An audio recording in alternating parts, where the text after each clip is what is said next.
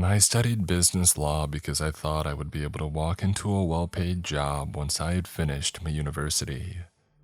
Then I graduated and reality hit. I couldn't find work and I was spiraling deeper into debt.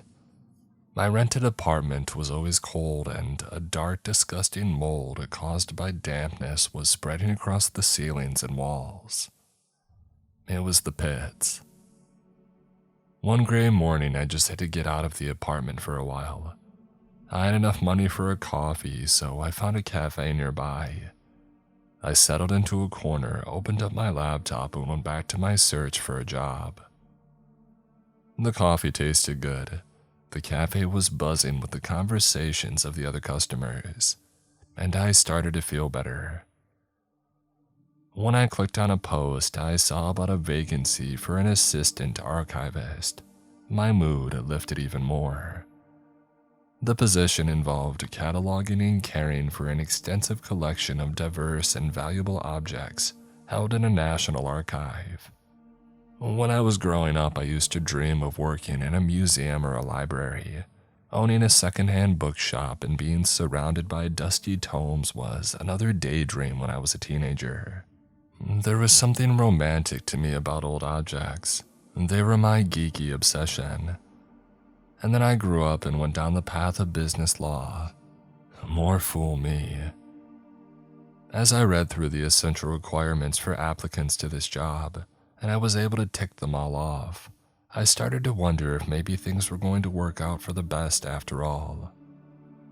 Taking my time, I worked carefully through the form.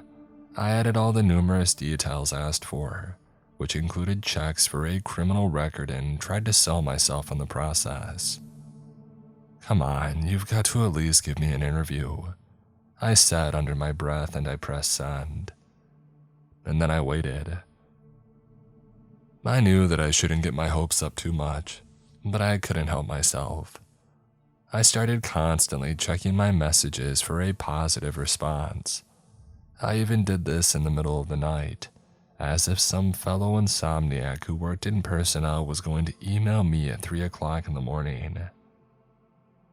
A week dragged by and then another.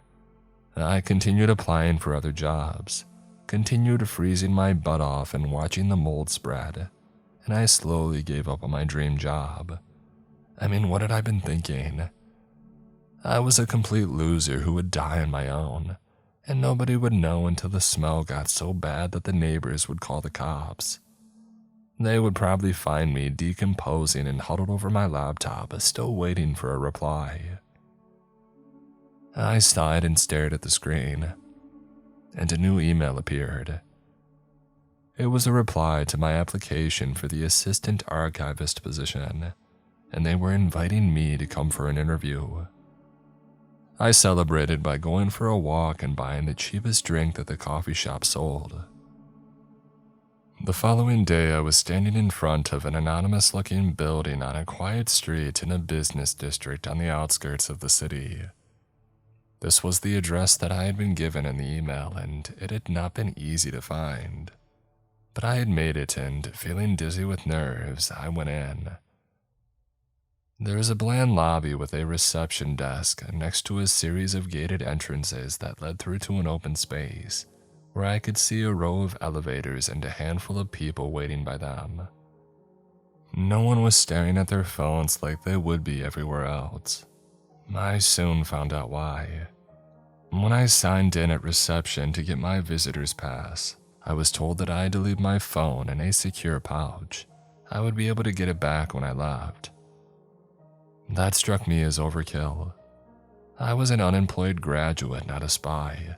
And besides, what could there be here that was so secret?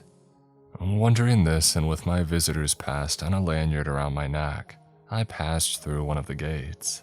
Close up, I could see that it was similar to a security gate at an airport, and I could tell that the receptionist was checking a monitor on their desk. No alarms went off, so that was a good start. A man was waiting for me just past the gate. He looked like a corporate type in his business suit, and I assumed that he didn't work directly with the objects in the archive. His face was as bland as the lobby, and if I had been asked afterwards to pick him out in a police lineup, I think that I would have failed. He introduced himself as Mr. Jones and said nothing else as he led me into one of the elevators. From there, we went up 2 floors and into a small windowless office, where 2 more nondescript men in suits were waiting to interview me. The interview itself felt very intrusive. I was asked about my family, my relationships, and my personal politics and beliefs before there was any mention of my degree and previous professional experience. There was no opportunity for me to ask questions, and I did not learn anything more about the archive. After I had been grilled, I was thanked and told that they would be in touch. Back out on the street, I loosened my tie and went for a walk to clear my head. I thought that I had done well at the interview, but I was no longer sure that I did want this particular job. There was nothing else on the horizon, but maybe I should focus on finding another opportunity. I was thinking this when I got home and found 2 separate notices that had been pushed under my door. One was from a credit card company threatening to sell my account to debt collectors. The other was from my landlord telling me that I would be evicted if I did not pay my rent. I was still standing there in a cold sweat when I heard back about the interview. They were offering me the job and the starting salary was enough to dig me out of the hole that I was in.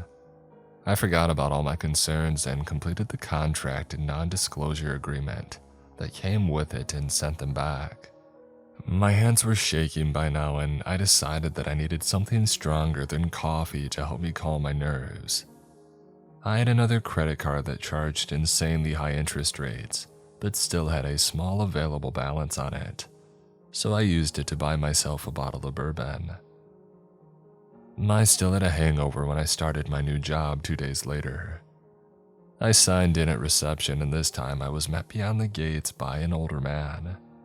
He had unruly white hair, looked like he had dressed in the dark, and was carrying an old leather briefcase. He introduced himself as Dr. Miller and said that he was going to be my supervisor. I followed him into an elevator and as he pushed one of the buttons, he said with a smile, "Say goodbye to the daylight." The elevator began to descend. All of a sudden, I felt way too hot and I could taste stale booze. I swallowed the bile that had risen into the back of my mouth and tried to look as if I was not about to pass out. I also made a solemn vow never to drink again. The elevator opened onto a dimly lit space with a high ceiling. Closed doors lined a long passageway that stretched out farther than I could see. "Welcome to the archive," Dr. Miller said. "The administrators, the accountants, and the managers are all based on the floors above ground level. And this is where the action begins." He grinned, showing tobacco-stained teeth.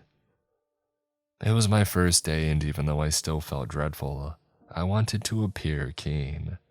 So I smiled back and asked, "How many levels are there down here?" 35. I was so surprised that I almost swore out loud. He must have been able to tell that I was flustered because he chuckled and said, "Oh, this place is quite the iceberg. The majority of it is below the surface and never seen, apart from by the likes of you and me." And then he laughed again and with a sweep of his hand, he indicated that I should follow him. As we walked, he talked about numbering systems, catalogs, and divisions and subdivisions and cross-referencing. By the time we came to a halt in front of one of the doors, my head was spinning. Dr. Miller took out a key card, pressed it against a reader to open the door and said, "Let's get you started in here." Inside the room, dozens of shelves lined the walls and they were all packed with old books. My inner geek punched the air in triumph. I was still looking around in awe when I realized that Dr. Miller was speaking and I tuned back in. He was saying, "The archive itself dates back to 1947. It began on a much smaller scale and until the 1960s was held in a single warehouse. Once it outgrew those premises, it was moved here, and when the available space was again filled, it was decided to expand downwards rather than relocate. I was in the dark about so many things to do with the archive already, and the snippets that I was learning were making me feel even more ignorant. I wanted to know who was paying for all this, and how had such a sizable archive stayed under the radar for all these years. I decided to keep any more questions to myself for now, though. There were clearly some serious layers of secrecy in the place here, and I didn't want to risk my new position by saying the wrong thing. Well, at least not until I had earned enough to pay off the worst of my debts. I smiled at Dr. Miller and simply nodded along as he explained what he wanted me to do first. My job as an assistant archivist began with a less than glamorous task. I was to take the books off the shelves and dust them. And along the way, if I encountered any bugs, I was to kill them. I was told that I couldn't use any kind of bug spray as this would damage the bugs, but Dr. Miller did hand over a dust mask and a stack of cloths. I had more questions now. Did I get breaks? Where was the restroom? What kind of bugs might I encounter? Were they a type that were partial to people as well as paper? But I had no one to ask. Dr. Miller had left me to get on with it. I sighed and I looked at the shelves and the books. Yeah, this was going to take forever. I thought about the alternatives again. Debt collectors kicking my door in, unless my landlord had already thrown me out onto the street and I no longer had a door to kick in, and that gave me the motivation to get started. I removed a book, coughed and sneezed at the dust that was thrown up, and I remembered to put the mask on. The rest of that day made me forget about my hangover. Instead, I felt lousy in many other ways. My eyes were red and itchy. My back hurt from moving books. After the first 100 or so, they had started to feel like gym weights. And then the stream of bugs had also scurried over my skin and through my scalp. I was convinced that I had accidentally swallowed a few as well. By the time that Dr. Miller came to tell me I could finish work for the day, I was utterly miserable and grossed out. I caught the subway home and sat there scratching myself. The other passengers kept their distance and gave me dirty looks, and I didn't blame them. The next morning, I returned to my task, and thankfully, I started to get used to the conditions. I was coughing and sneezing less and got much better at squashing bugs before they could reach me. Things improved so much that I started to check out the contents of some of the books as I took them from the shelves. There was a book about dowsing, a book about cryptids that included chapters on Bigfoot, the Loch Ness Monster, and the Jersey Devil. One of the older books was about alchemy. Another was the first in a 12-volume edition on magical curses. I also found a book about medieval justice, describing in detail how to hang, draw, and quarter someone. It was not written in the style of a history book. It was much closer to a how-to guide. It was grisly and engrossing. By the end of the day, I was spending more time reading than dusting. Dr. Miller seemed fine with the progress that I had made anyway. The rest of the week passed easily enough. At the weekend, I applied for a loan to tide me over until I got paid. Now that I was in full-time employment, the banks and credit card companies were only too happy to help me. On Monday morning, I arrived at the archive with a spring in my step. Dr. Miller told me that I had a new task as the elevator took us deeper into the archive. The corridor that we stepped out onto was shorter and led to a single shuttered door that slid up when Dr. Miller pressed his keycard against the reader. A light flickered on automatically as we stepped through the door into a vast open space. At first sight, it looked to me to hold scrap metal. There were dozens of large, dark remnants laid out before us. Maybe of vehicles, maybe of some kind of aircraft. I didn't know. As I followed Dr. Miller deeper into the space, I saw that the remnants were getting larger. The edges of some looked sheared off.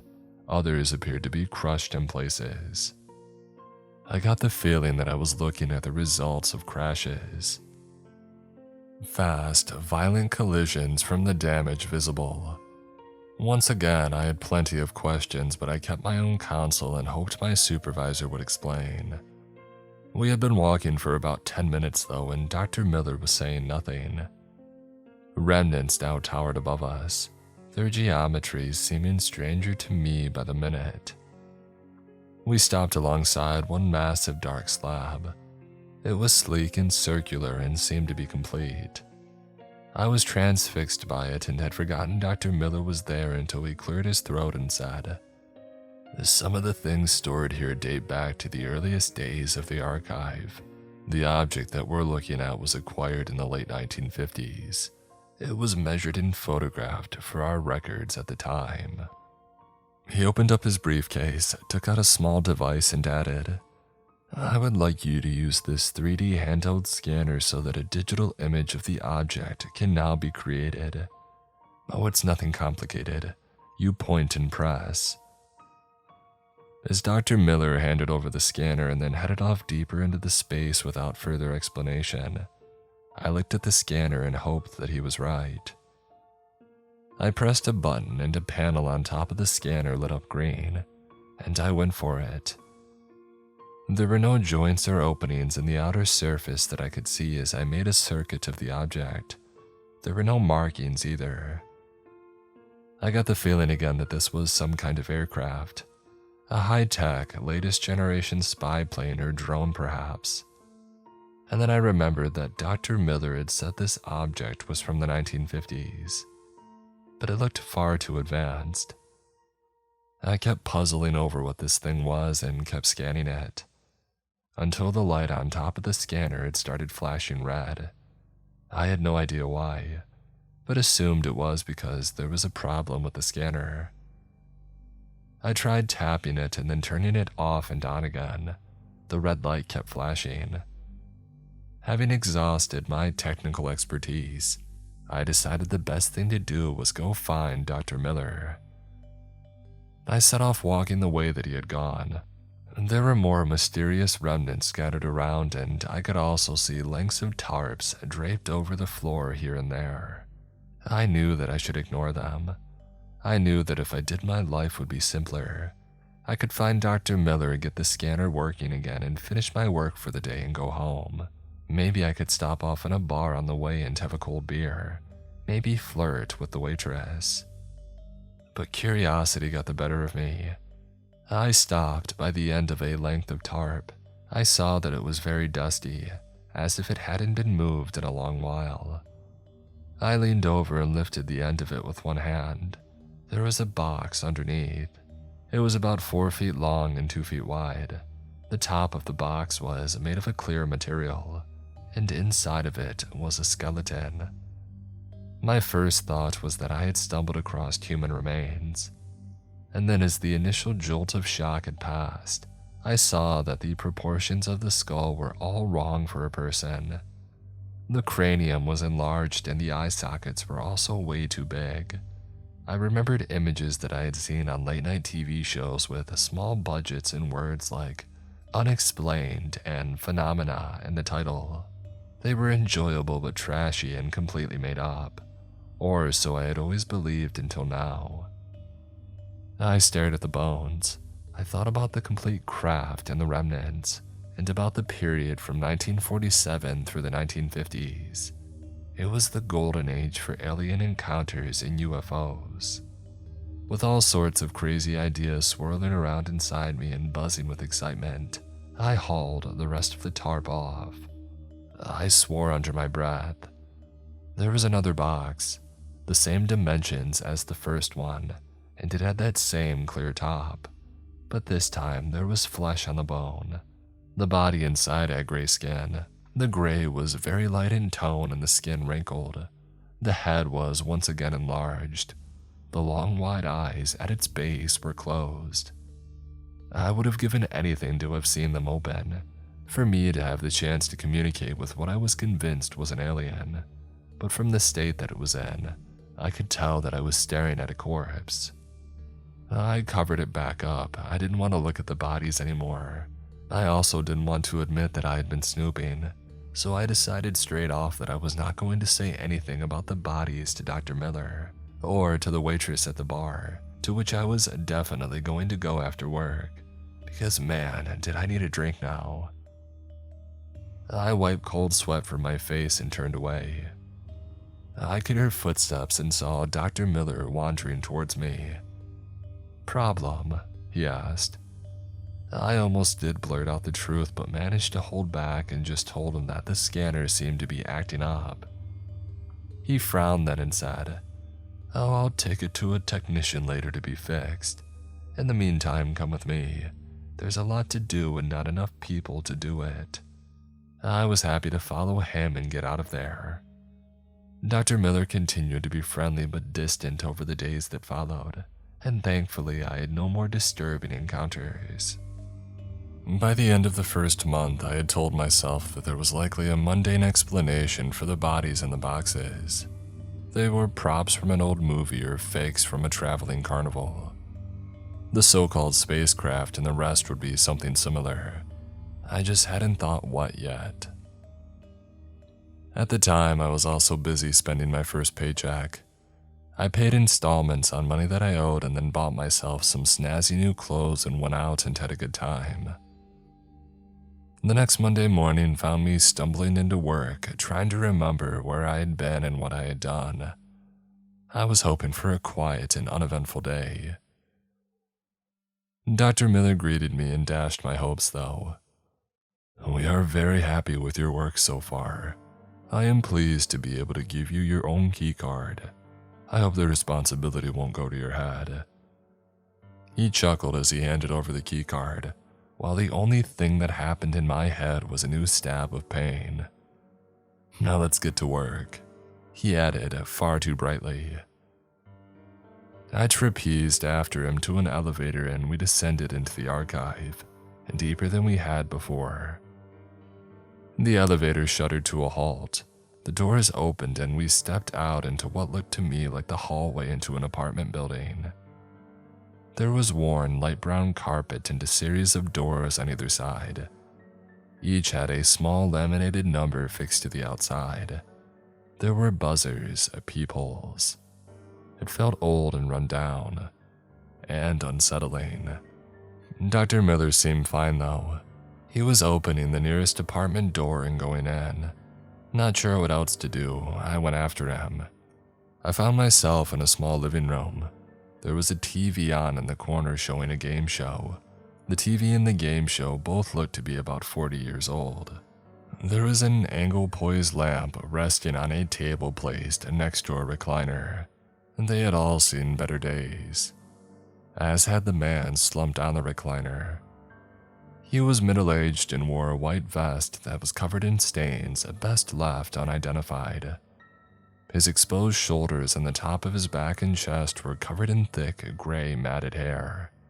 His fat gut hung over an undone belt, below which he was wearing baggy shorts. His feet were bare and filthy. His eyes were open and he was staring at the TV with a glazed expression on his face. He had not moved an inch since we had walked into his apartment, and he didn't react as Dr. Miller took a thermometer out of his briefcase and then walked up to the man and held the device against his ear for a few seconds. After taking a reading, Dr. Miller lowered the thermometer and muttered seemingly to himself, "No change. Good." And then he ambled out of the apartment, leaving the man as we had found him. I once again followed my supervisor and caught up with him in the apartment directly across the hallway. The decor here was also stuck in the 1980s. There was a sofa in the center of the room facing a TV, this time showing a soap where all the actresses had shoulder pads and blonde perms and the actors wore braces and striped shirts. A man and woman were slumped on the sofa, mindlessly watching events unfold on the screen and oblivious to myself and Dr. Miller. He was busy checking them with the thermometer. When he had finished and again seemed pleased at his findings, I could not stop myself from asking, "Are they in a coma?" No, Dr. Miller replied. They are in a unique state. This couple and the gentleman across the hallway and the residents of the other apartments were participants in an experiment. They were provided with free food and drink over a number of years. In return for this, all they had to do was have regular medical checkups to see what effects their diets were having on them. The food and drink you see all contained intensely high levels of preservatives, and this was the result. These people are, strictly speaking, neither alive nor dead. Thanks to all the chemicals they ingested, they are preserved. I could see into the eyes of the couple on the sofa. There were no signs that they were perceiving anything. But why are they here? I asked. Now I had started asking questions. I could not stop. And why are the TVs on and showing old shows, and why the furniture, the hallway? And Dr. Miller didn't seem to mind the barrage of questions and answered calmly. Once the experiment was complete, the subjects and their environment were acquired for the archive and moved here to be stored exactly as they had existed in their old apartment building. It means we can perfectly preserve the preserved. He chuckled as he said this. I was starting to not like the way that he laughed. There was a darkness to it, a hint of being unhinged. And Dr. Miller stopped laughing. He was smiling at me instead. I was not too keen on the way that he was doing that either. Now, he said, how about you check the temperature of some of the other residents to see if their preservation levels are remaining stable. He held out the thermometer. I looked at it for a moment, gulped, and then accepted it. I was very uncomfortable but did not think that I was in any danger. I was only doing my job, earning a wage, looking forward to letting off steam at the weekend. The thinking along these lines had worked before, and they did again as we entered a new apartment and I held a thermometer against the ear of a woman with big hair and an empty stare. Once we had checked everybody, it was time to move on to another task on another level. He pressed the button to take us back up to a higher level, and when we exited the elevator, I was relieved to see that we were in what looked like a reference library. There were wooden filing cabinets that rose high above us, and rows of shelves holding slim volumes. There was a single table as well.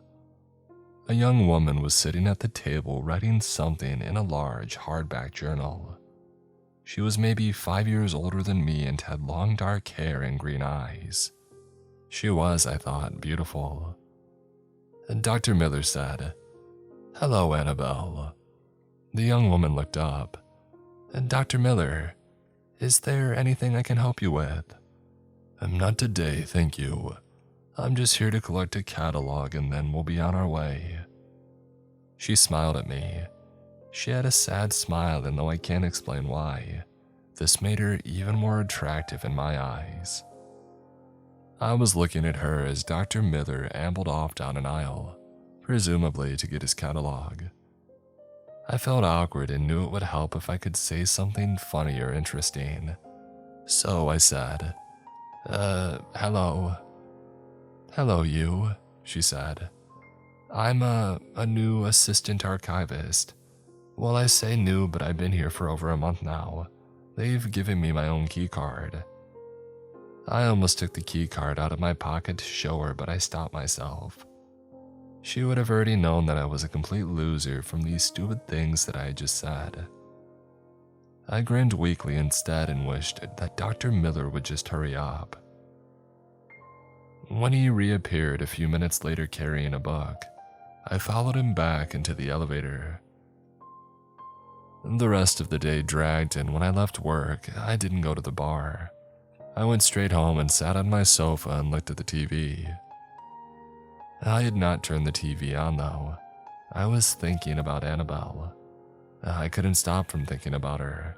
She had gotten under my skin. The next morning, Dr. Miller left me alone with thousands of old paper files that had been compiled about suspected spies. Each folder held black and white surveillance photographs, a name, address, profession, and details of supposed espionage activities. From the dates included, I doubted many of these people would still be alive, but my supervisor wanted the files to be put in alphabetical order by surname, so that's what I did. It was hard to concentrate though because I was still obsessing about Annabelle. After a couple of hours, I couldn't stand it anymore. I left the files and I went to see her. I didn't know what I was going to say, and as I left the elevator, I immediately got cold feet. But it was too late to turn tail. She had seen me. I had to go for it. "Hey, I was just taking a break and was wondering if you would like to go for a coffee sometime." "Oh, thank you, but I don't drink coffee." "Not a problem. Perhaps iced tea, a cola, or maybe something stronger. We could go for a drink after work if you'd like it." She gazed at me with her bewitching green eyes for a moment before saying, "Oh, you're sweet, but going for drinks after work is not something that I can do." I had been turned down plenty of times before, but I was confused by her response. Sounding as puzzled as I felt, I said, "Not something that you can do." She smiled her sad smile and said, "No, I can go anywhere in the archive, but I cannot leave." And then she lifted her hair away from her neck to reveal a circular scar. "I have a surgically implanted transmitter. If I was to take the elevator to the ground floor, alarms would be activated. I would be detained and brought back down." My head was spinning. "Do you mean you're a prisoner here?" I managed to ask. "I am kept here. I'm allowed to certain libraries, such as to do my work in central records on this level. It's kind of dull, but it helps keep my mind active and passes the time in the day. In the evening, I go to my quarters, which are 2 levels down. It's small but comfortable, and I sleep well most nights." "But why? What have you done?" Her smile grew sadder. Her eyes drew me in. "It wasn't something that I did. It was something that was done to me. I was attacked by a werewolf and left with a curse running through my veins. I was soon captured by the authorities and transferred to a secure facility where I was studied. I think they were trying to harness my dark powers to use for their own devices. But they learned nothing and I became surplus to requirements. That's when I was acquired by the archive. At each full moon since then, I can still feel the call to change into a vicious beast. But down here, it is merely a torment. I do not transform and I do not bite. So you don't need to worry, even though the next full moon is tonight." I was lost for words, and when I did not respond, she said, "You best go back to work. I don't want you to get into any Dr. Miller's bad books because of me." I turned away and returned to the elevator. I didn't know what else to do. The files were waiting for me and I tried to throw myself into the task. In the afternoon, Dr. Miller came by to tell me that he would be working late but that I should finish at my regular time and then continue on the filing in the morning. I dredged up a smile and told him that I would see him then. I went to a bar after work but just looked at my drink and left early. Back at the apartment, I sat on the sofa and felt weighed down by sadness. The next morning, I didn't want to go back to the archive, but I dragged myself in. I stood in front of an elevator and pressed the button. The elevator arrived. There were 2 men wearing dark suits and dark glasses inside. They were standing next to a medical trolley with a body bag on it. The bag clearly had something inside of it. There was no mistaking this. One of the men indicated with a wave of his hand that I should move away, and then they wheeled the trolley with its disturbing cargo out of the elevator and began to push it towards the gates. I stood there and watched. I told myself that everything was going to be fine. I would start working on the files and Dr. Miller would arrive soon. I would be bored and would want to go and see Annabelle because she was all that I cared about now. The elevator doors were still open. I moved towards them but stopped when I heard someone behind me calling out my name. I turned around. It was the man who had met me before my interview. or one of the men who had interviewed me, I honestly couldn't tell. Sounding kind of breathless, he said, "There you are. You need to come with me." I figured the files could wait and followed him into an elevator that took us up 2 levels and along a featureless passageway and into a featureless room, where a man wearing dark glasses told me to take a seat. I started to feel sick. I thought that I was going to be fired. The man wearing dark glasses said, "There's been an incident. The body of your supervisor was found this morning on the lowest level of the archive by another member of the staff. Dr. Miller has been brutally killed. His skin was slashed open in a number of places. He had been bitten. Parts of him had been consumed. It was a mess. Do you understand what I'm saying to you?" He may have been looking me in the eye when he asked me this. I couldn't tell. All I could see was the dark lenses of his glasses. I do," I managed to reply. The man continued, "Good, and now that I brought you up to speed, I want to reassure you that you'll be able to return to your assigned work as normal. You are in no danger." But the killer?" I asked. He replied, "There was only ever one suspect and we tracked her down easily.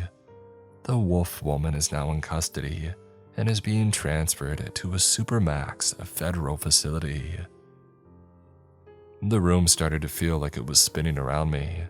I grabbed a hold of the side of my seat to try and hold on. They thought that Annabelle had killed Dr. Miller, but that couldn't be right. She had told me that the call of the moon was not strong enough in the depths of the archive for her to transform and lose control. I believed her and I knew what I had to do. I had to find the real killer to prove Annabelle's innocence. I went back down into the archive, to the lowest level, the end of the line. I stepped out of the elevator and saw a large number of wooden crates stacked on top of each other. There was a narrow passageway between them. I followed it. I had only been walking for a couple of minutes when I noticed that there was a strong smell of disinfectant, and then a small area of the floor that looked as if it had been recently cleaned. Whoever had done this had not done a thorough job. There was a dark smear to my left that I knew was blood, and there were more blood stains on the sides of the crates that lined the passageway where I stood. Blood had been spilled when Dr. Miller had been slaughtered. A shiver passed through me. I had felt increasingly uneasy in my supervisor's presence, but he had not deserved to die so brutally in this strange and lonely place. I clenched my fists, trying to find the courage to go on, but fear won out. I wanted to turn around and run. And then I thought about Annabelle. I pictured her face. I tried to imagine where she was at that moment in time. I tried to imagine how frightened she must be. I took a deep breath and moved forwards. The passageway between the crates continued.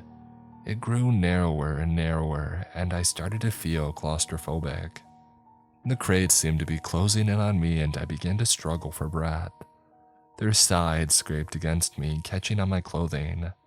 I felt a sharp pain in my hand and saw that I had been cut on a nail which protruded out of the side of one of the crates. Cursing, I pressed on. And at last, I emerged from the crates. I was standing in an empty space. The air was thick with dust and the lights flickered on and off. I got the feeling that it had been a long time since anyone who worked for the archive had been here. I kept putting one foot in front of the other, though. Shadows danced erratically around me and my heart raced, and then I saw a door a dozen paces ahead of me and hurried towards it. The door hung open, and it was broken, looked like it had been forced. I stepped through it and into a stairwell.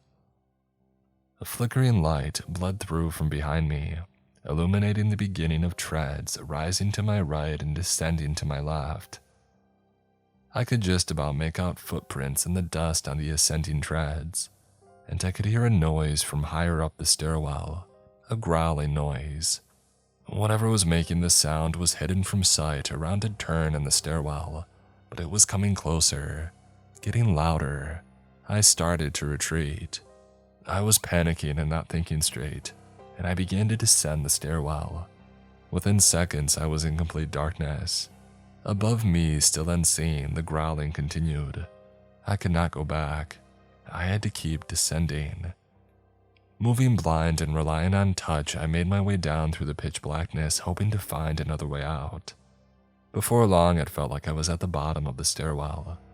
Ahead of me, I could see the glow of a fire through an open door. I moved towards it and saw a man standing over the fire. He had his back to me and held his hands out over the fire as if he was trying to warm them. I didn't think that he knew I was there, until he muttered in a low voice, "Can't get no warmth in my bones, no matter how much I try." And then he turned around to face me. He was hideous. His skin was decayed. In places, it had rotted away completely and I could see the bone beneath. His bloodshot eyes bulged in his wasted face, and his long hair hung like dead weeds down to his shoulders. The hands that he had been trying to warm were more bone than flesh. Through my shock, I realized that he was wearing the ragged remains of a military uniform, and I began to notice more figures in the darkness at the edges of the room. They too were creatures of decayed flesh and bone. Some were stooped, some stood tall. I saw one of them holding a rifle. "Oh, don't worry about Corporal McKinley," the savaged man by the road said. "He won't shoot ya." I looked away from the rifle and I looked back at him. There was a grin on his grotesque face. "I'm Captain Paul Jackson. These down-at-heel fellows are what is left of the company I used to command, the Fightin' 54th. So many questions raced through my mind. I asked breathlessly, "Why are you here?" We were ordered to witness the test of a new missile. We were told that we would be safe from our observation point, but the moment the missile exploded and the heat and the dust hit us, we knew that they had lied to us. Wasn't long after that that our skin began to darken and fall away. They took us to a hospital, one with bars on the windows and armed guards outside every door. Then after the dang medics had finished prodding and poking us, we were brought here. That was a long time ago, and we think the people that run this place must have forgotten about us, which is fine by us. We look out for each other and get by the best we can." He looked me in the eye while he spoke and kept his gaze fixed on me as he asked, "Hope you're not planning on changing that, son." "No," I answered hastily, and I explained who I was and about Dr. Miller and Annabelle and the hideous noise that I had heard. He looked thoughtful and said, "Oh, we knew there was something new up there, some kind of creature. Figured it had escaped from its level. But as long as it kept its distance, we were going to leave it be.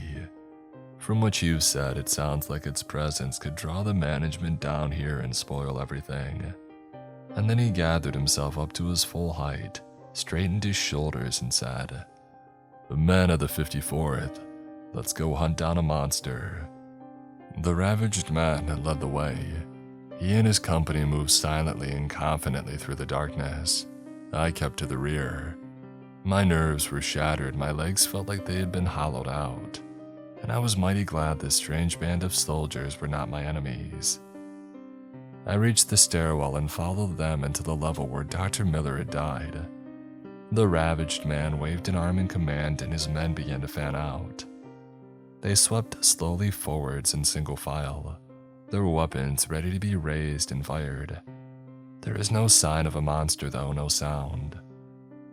My clumsy footsteps were the only thing to break the silence as these stacked crates came closer. The passageway was there, a dark narrow opening from which something was emerging. I froze, gripped by terror. The monster moved on all fours like an animal, but it had the form of a man. Its skin was pale and stretched tight over bone. Its eyes were red. Where its nose and mouth should have been, there was a single opening that was lined with needle-sharp teeth, and long claws protruded from its fingers and toes. Their scraping sound along the floor ceased as this thing became aware of us and stopped in its tracks.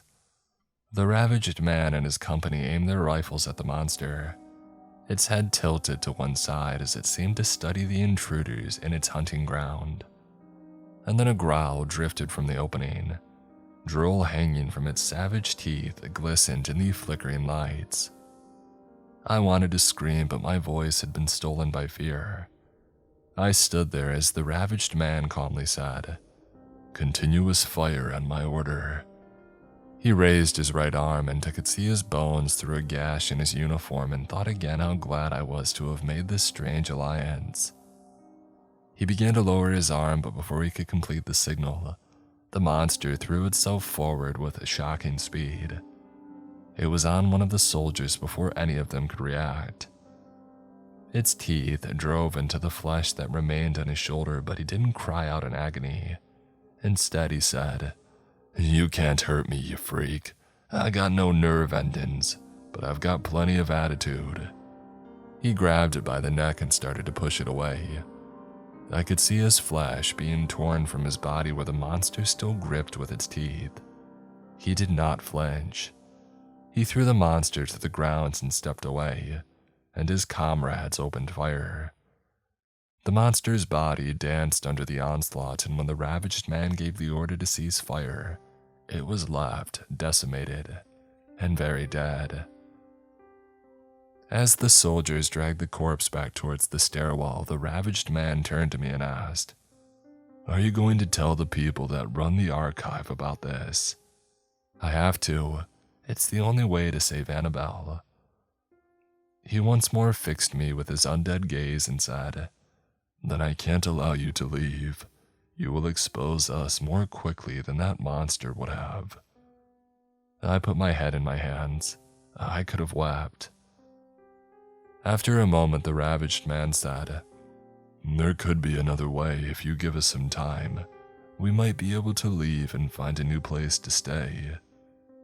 My spirits soared and I said, "Yeah, and I'll help." "Deal," he replied and smiled and held out a hand. I looked at the bones and the decayed skin and told myself that I could do this. I reached out and shook his cold hand. "Deal." I made my way back through the crates to the elevator and returned to the files. The man wearing dark glasses came into the space while I was working. "Any problems?" he asked.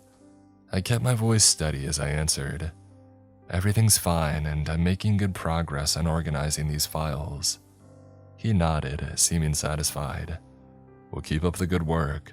Remember, there's an opening for a senior archivist now, and it is the kind of role that an enthusiastic team player would be considered for."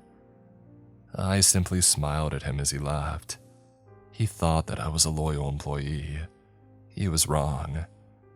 I knew that working inside the system would be the best way that I could achieve my aims. I would be patient, I would be careful. I would help the ravaged man and his company escape. I would save Annabelle. And if I could, I would bring the system down. Forget dusty old objects. I had found my true purpose in life.